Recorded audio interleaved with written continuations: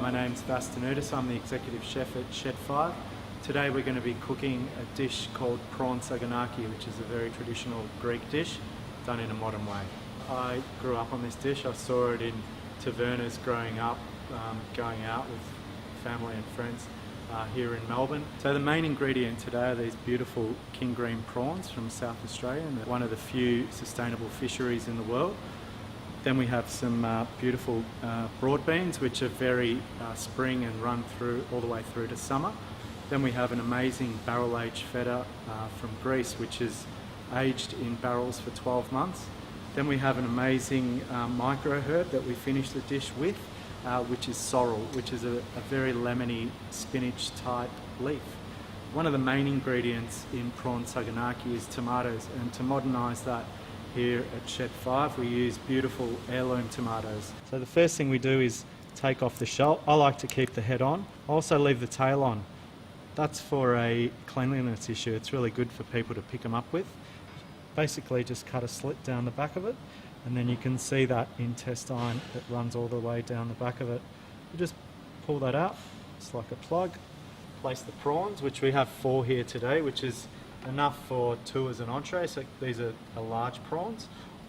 Then what I like to do is just sprinkle the prawn ever so lightly with some beautiful Murray River sea salt, a small handful of the broad beans, and just smother them all around the dish too. These ones are called Tigerella tomatoes. We'll cut them into a nice quarters, just mix them around, we'll just slice these into thin rounds. And in there is some chopped parsley, some crushed up garlic, a little bit of chili flakes, some dry oregano, some lemon zest, and then just some olive oil, and we'll drizzle that primarily over the prawns. Once we've got the dish ready to go, we place it into a hot oven at about 200 degrees Celsius, and that'll go in there for about 5 to 8 minutes. So about halfway through the dish, we take the saganaki out of the oven, and we just finish by crumbling over the feta. We don't put the feta in at the beginning because it'll melt to nothing. Pop that back into the oven for only a couple more minutes. So that's ready now to be served.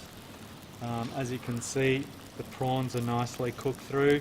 The tomatoes are starting to wilt in summertime when we're eating this, so a really nice lager would be great.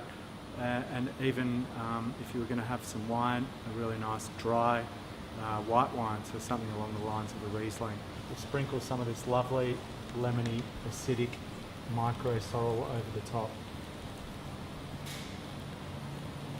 And being a Greek dish, can't go too far without some extra virgin olive oil. We'll drizzle that over the top as well.